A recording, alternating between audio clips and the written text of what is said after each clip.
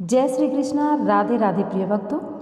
छोटी दीपावली अर्थात जिसे शास्त्रों में नरक चतुर्दशी के नाम से भी जाना जाता है, कार्तिक मास के कृष्ण पक्ष की चतुर्दशी को नरक चतुर्दशी, यम चतुर्दशी या रूप चतुर्दशी कहते हैं। इस दिन यमराज जी की पूजा करने और उनके लिए व्रत करने का विधान है।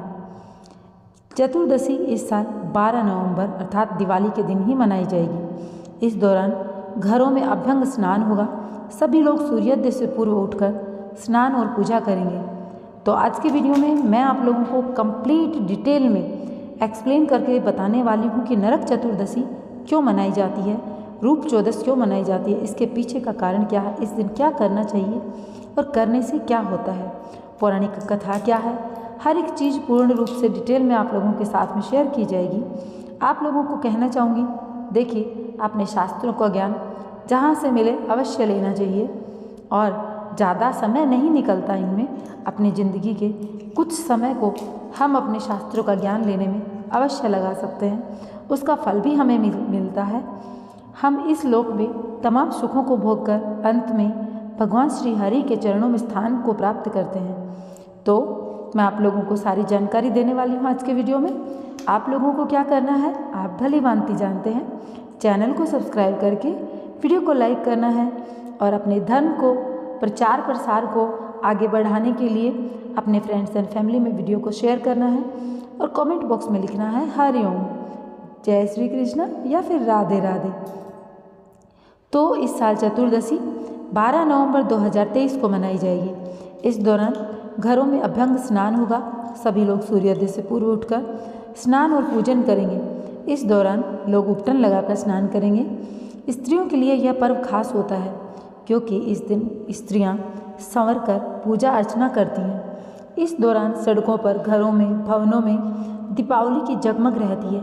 शाम होते ही वातावरण झिलमिलाने लगता है। इस दिन मान्यता है कि सूर्योदय से पहले उठकर स्नान करने से लोगों को नर्क की यातनाएं नहीं भोगनी पड़ती हैं। साथ ही इस दिन लोग उपटन से स्नान करते हैं। स्नान के बाद दीपदान होता है। प्रतीकात्मक तौर से हल्दी मिले आटे के दिए को पांव लगाया जाता है। श्रद्धालु महिलाएं घर आंगन को रंगोली के रंगों से संवारती हैं। इस दिन दीपों की जगमगाहट से लोगों के घर वृंदावन के समान रोशन होते हैं। रूप चतुर्दशी के अगले दिन कार्तिक अमावस्या पर लक्ष्मी पूजन किया जाता है। ऐसे में यह दीपावली की शुरुआत होती है। रूप चतुर्दशी पर स्नान के दौरान लोग पटाखे चलाकर उत्साह भी मनाते हैं। शास्त्रों में कहा गया है, धन की देवी माँ लक्ष्मी उसी घर में रहती है जहाँ सुंदरता एवं पवित्रता होती है। लोग लक्ष्मी की प्राप्ति के लिए घरों की सफाई अवश्य करते हैं। इसका अर्थ यह भी है कि नरक यानी कि वे गंदगी का अंत करते हैं। नरक गंदगी का दूसरा रूप होता है। नरक चतुर्दशी के दिन अपने घर की सफाई अवश्य करें। घर की सफाई के साथ अपने रूप और सौंदर्य प्राप्ति के लिए शरीर पर उपटन लगाकर स्नान करें। इस दिन रात को तेल अथवा तिल के तेल से 14 दीपक जलाने की परंपरा है। कार्तिक मास के कृष्ण पक्ष की चतुर्दशी नरक चौदस के रूप में मनाई जाती है। देवी लक्ष्मी धन की प्रतीक है। धन का अर्थ केवल पैसा नहीं होता, तन मन की स्वच्छता और स्वस्थता का धन भी होता है। स्वास्थ्य धन सबसे बड़ा धन कहा गया है। धन और धान्य की देवी लक्ष्मी जी को स्वच्छता अति प्रिय है। अगर हम स्वच्छता रखेंगे तभी तो स्वस्थ रहेंगे। धन के 9 प्रकार बताए गए हैं: प्रकृति, पर्यावरण, गोधन, धातु, तन, मन, आरोग्यता, सुख, शांति, समृद्धि। लंबी उम्र के लिए नरक चतुर्दशी के दिन घर के बाहर यम का दीपक जलाने की परंपरा है। नरक चतुर्दशी की रात जब घर के सभी सदस्य आ जाते हैं तो गृह स्वामी घर के नाम का दीपक जलाता है, जो कि यम के नाम का होता है, घर के बाहर होता है। भगवान विष्णु ने माता अदिति के आभूषण चुराकर ले जाने वाले निशाचर नरकासुर का वध करके 16,000 कन्याओं को मुक्ति इसी दिन दिलाई थी।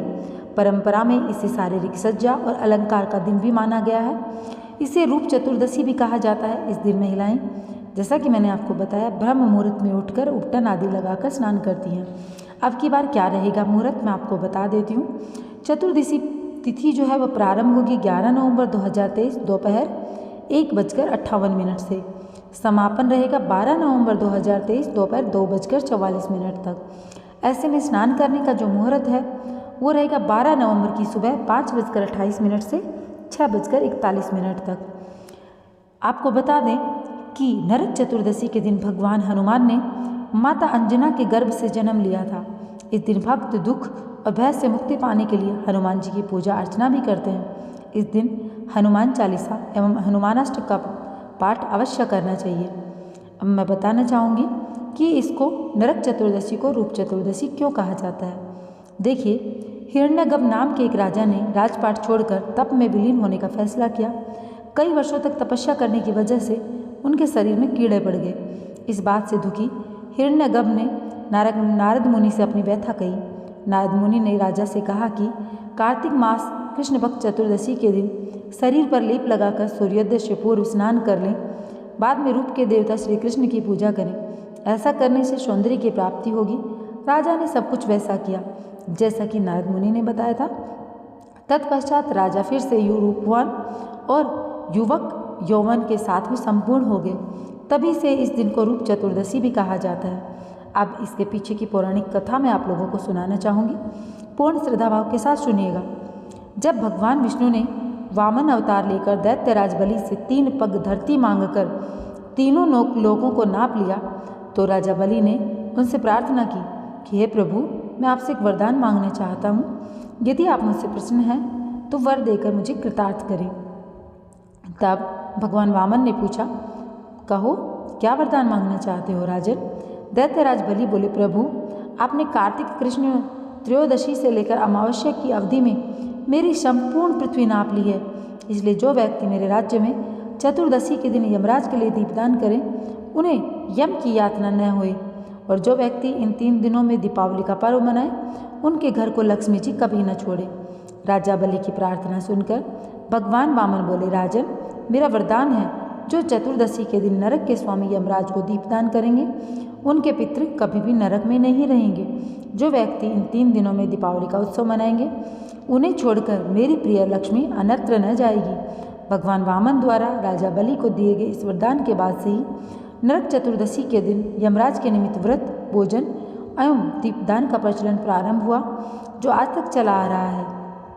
अब आपको बता दें, आप इसी दिन नरकासुर का वध भी हुआ था। कथा के मुताबिक प्राग ज्योतिषपुर नगर का राजा नरकासुर नामक दैत्य था। उसने अपनी शक्ति से इंद्र, वरुण, अग्नि, वायु आदि सभी देवताओं को परेशान कर दिया। वह संतों को भी त्रास देने लगा, महिलाओं पर अत्याचार करने लगा। जब उसका अत्याचार बहुत बढ़ गया तो देवता व ऋषि मुनि भगवान श्री कृष्ण की शरण में गए।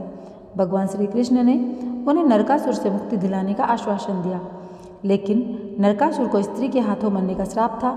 इसलिए भगवान श्री कृष्ण ने अपनी सत्यभामा को सारथी बनाया तथा उन्हीं की सहायता से नरकासुर का वध किया। इस प्रकार श्री कृष्ण ने कार्तिक मास के कृष्ण पक्ष की चतुर्दशी को नरकासुर का वध करके देवताओं व संतों को आतंक से मुक्ति दिलाई। उसी की खुशी में दूसरे दिन अर्थात कार्तिक मास की अमावस्या को लोगों ने अपने घरों में दीप जलाए। तभी से नरक चतुर्दशी तथा दीपावली का त्यौहार मनाने जाने लगा। रूप चौदस पर व्रत रखने का बहुत महत्व है। मान्यता है, रूप चौदस पर व्रत रखने से भगवान श्री कृष्ण व्यक्ति के सौंदर्य में अपूर्व निखार लाते हैं।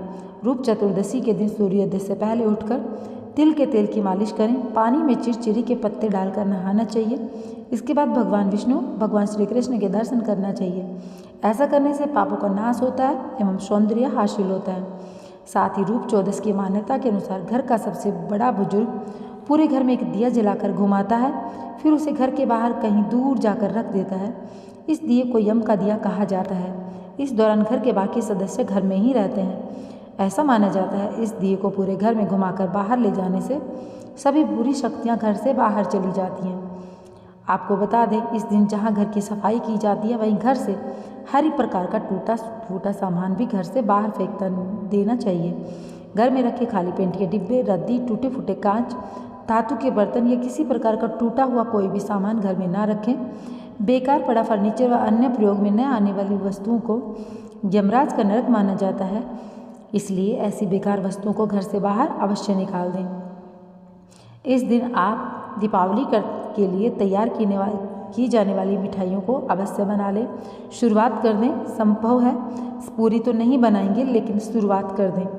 इस दिन सायंकाल 4 बत्ती वाला मिट्टी का दीपक पूर्व दिशा में मुख करके घर के मुख्य द्वार पर रखें और दत्तो दीपः चतुर्दश्यो नरक प्रीतये महा चतुर्वती समायुक्त सर्व पापा नवी मुक्तये मंत्र का जाप करें और नए पीले रंग के वस्त्र पहनकर यम का पूजन करें। जो व्यक्ति इन बातों पर अमल करता है उसके नरक की यातनाएं और अकाल मृत्यु का उसको कभी भय नहीं रहता। अब आपको बता दें कि आपको इसकी पूजा कैसे करनी है।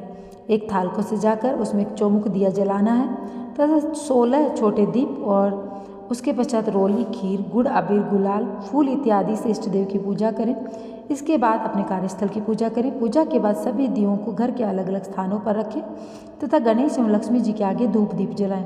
इसके पश्चात संध्या समय दीपदान करते हैं जो यम देवता या यमराज के लिए किया जाता है। तो विधि विधान से पूजा करने पर व्यक्ति सभी पापों से मुक्त होकर इस दिन भगवान श्री हरि और माता लक्ष्मी की उनको हमेशा कृपा प्राप्त होती है।